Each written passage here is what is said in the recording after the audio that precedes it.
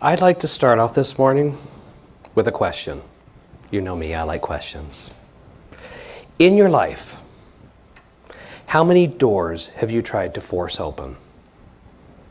How many obstacles have you tried to jump over, through, or crawl under just to reach a destination that you thought you wanted? Only to find that at the end of the day, it was not what you thought it would be, or wasn't something you wanted after you obtained it. This morning's reading that Reverend Donnell just shared with us gave us some insight into the idea of letting go. While I find that Emmett Fox was a brilliant writer, and he had an uncanny way of taking seemingly complex metaphysical concepts and making them rather simple, I find deeper meaning in his words. And while I can't be sure if it was his intention, he nonetheless gets credit for my understanding of this simple idea. But first, I'd like to explore why the concept of letting go, why simply letting, is so hard for many of us. What is it about letting go that causes us to resist, to plant our feet in the ground and refuse to be moved, ignore every feeling within and refuse to be led? When our goals are in perfect alignment and harmony with the divine, with God. As children, we're told what to do, what to believe, and how to act. As we get older, not yet adults, but still thinking we are smarter than our parents, we begin to assert our independence. Mom and Dad said this was bad, so it must be good, or why would they want to keep us from it? The independent adolescent brain got a great deal of us in trouble. Some of us more than others. But I think it's safe to say that most of us found ways, both big and small, to rebel against our parents, against authority. Our relationship with God or the divine is no different. Since the dawn of spiritual awakening, man has been portrayed as being at odds with the divine. God forbid Adam and Eve from eating of the tree of knowledge. And look what happened.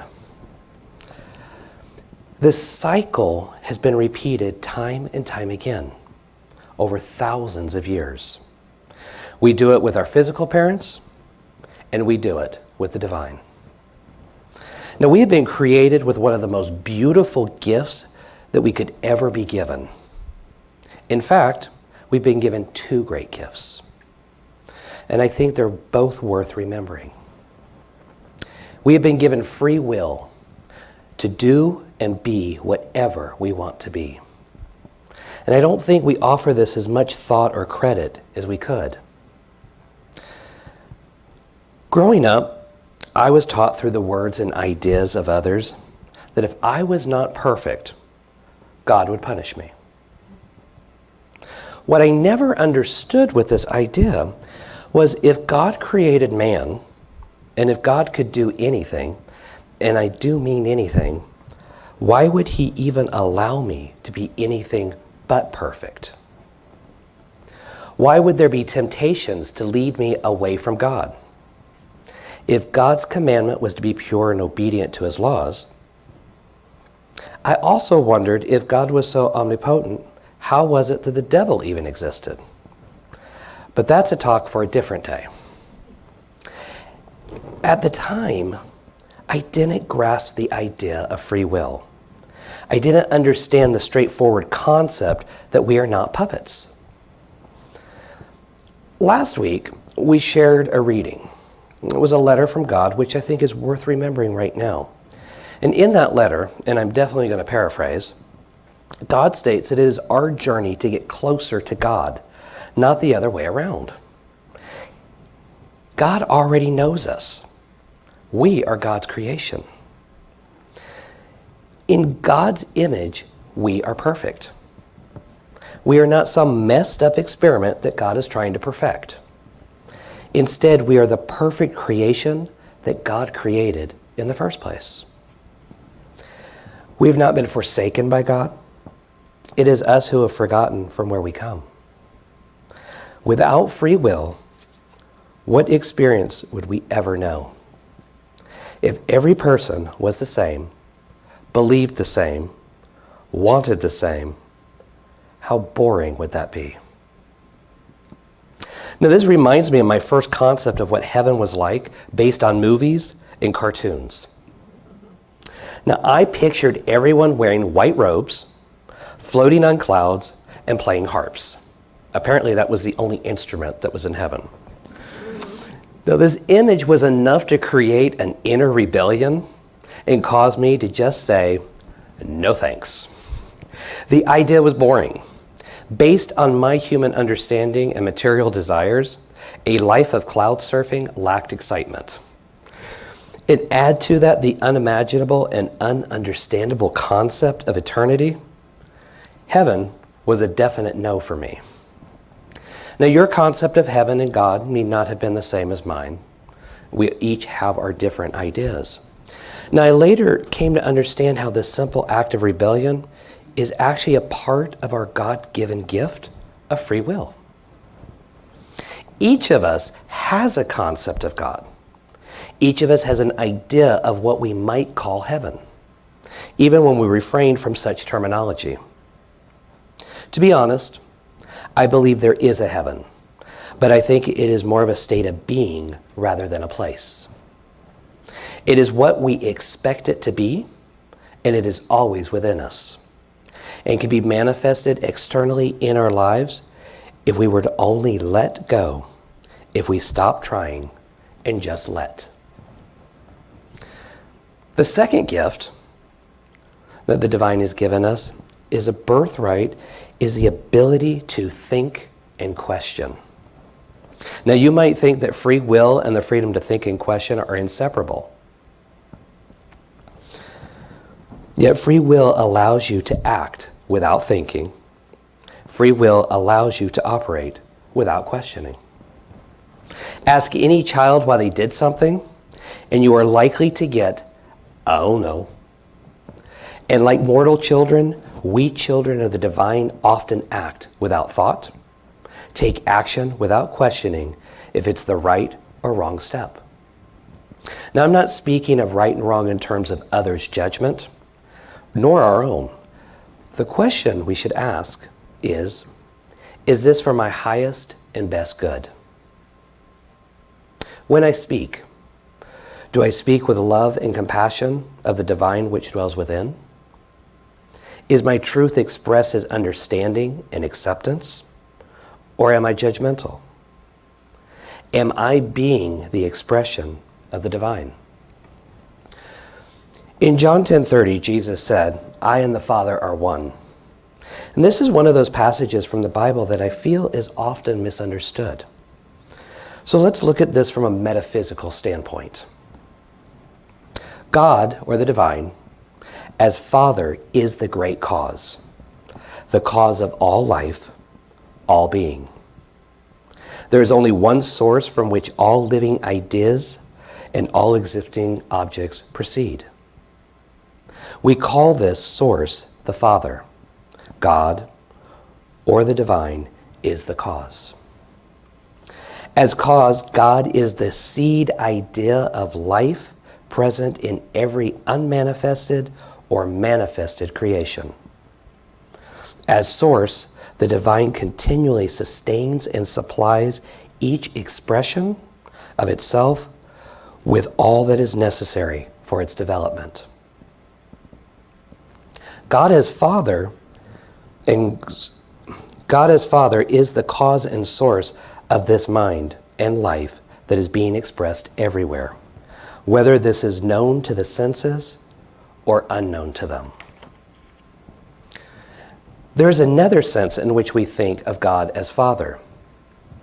Jesus would not have chosen the word Father to describe God had he wished merely to illustrate a cause or a principle. There is a relationship with God into which we can enter where the divine seems clear and nearer than hands and feet. When we enter this relationship, we become acutely aware of God as a living presence, and we are lifted by love. In this consciousness, we can say, as Jesus did, Father. Now this brings me back to where I started. We can block our own manifestation of the divine by trying to be present. Our free will leads us to believe that we must make it happen. We must do certain things in a particular order. Perhaps we must even suffer before we can fully understand.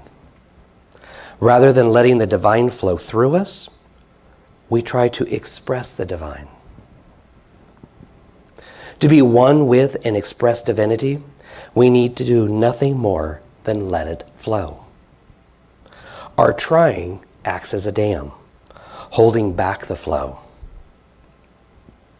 Yet even in this act of trying, this act of damming the stream, we do not cut the circulation off entirely. This could never happen. We can never be disconnected from Source. We can never be detached from ourselves. It is true, we can forget our connection. We can ignore our divinity.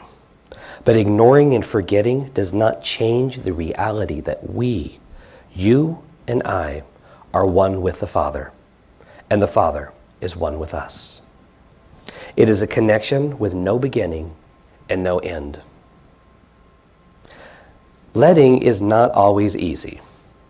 To let something happen is scary for anyone who feels like they must still be in control. Many of us, and I include myself, believe that I must participate in the manifestation of whatever it is that I'm striving for. The more intellectual knowledge I acquire, the more I find myself feeling I must do A to reach B, planning each step along the way until I reach Z. I try to plan each step, foresee every eventuality, and devise ways to avoid issues and problems. And it doesn't always work.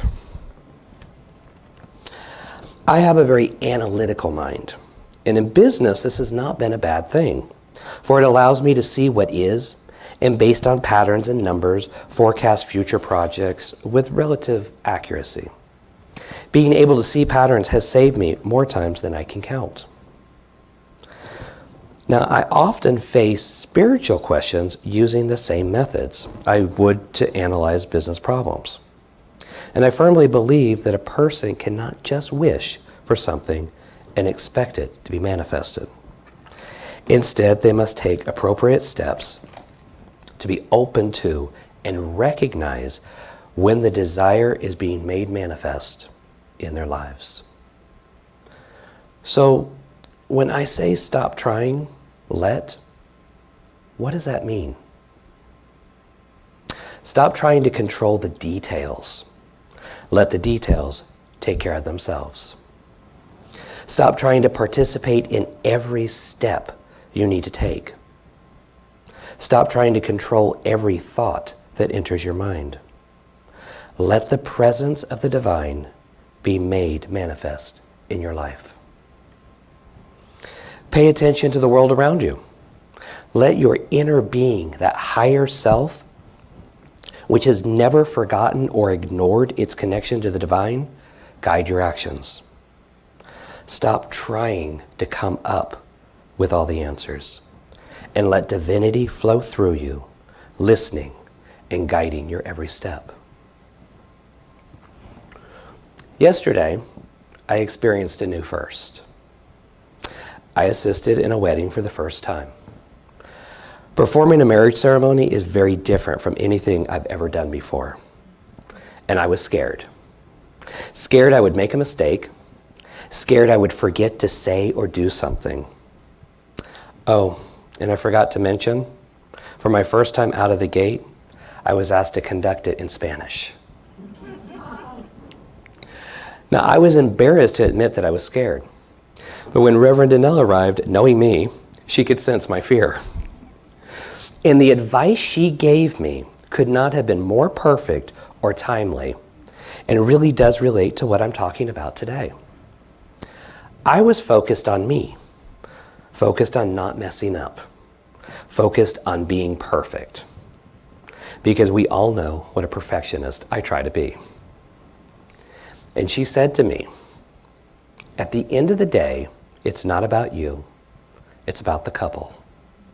They will be focused on each other. They will remember how they felt about each other more than they will remember what you do. In other words, don't try to be perfect. Let it unfold as it is intended to unfold. Now, there were a few surprises, and I was able to witness just how important it is to let things happen as they're intended. Now, my higher self heard what my human mind was forgetting, and it might be the best advice that I have ever received. I stopped trying, and while later I would review a few errors I made with Spanish words that truly aren't part of my everyday Spanish vocabulary, I let go of fear in the moment and quietly, without question, let the divine flow through me. Now, a bit later last night, I found myself laughing. 5 years ago, being a minister was not even a thought. I was trying to find a path, trying to manifest an idea of who I thought I should be, pounding on doors, crashing through one obstacle after another to make something happen. And somehow, through all of that, I stopped trying and I started listening. The path I was trying to follow 5 years ago was very different from the road that I find myself on today. Garth Brooks has a song that I often find myself singing when I'm lost or confused. And I'm not really into country music, so that should surprise some people. Within the lyrics are the following lines. And I will sail my vessel till the river runs dry. Like a bird upon the wind, these waters are my sky.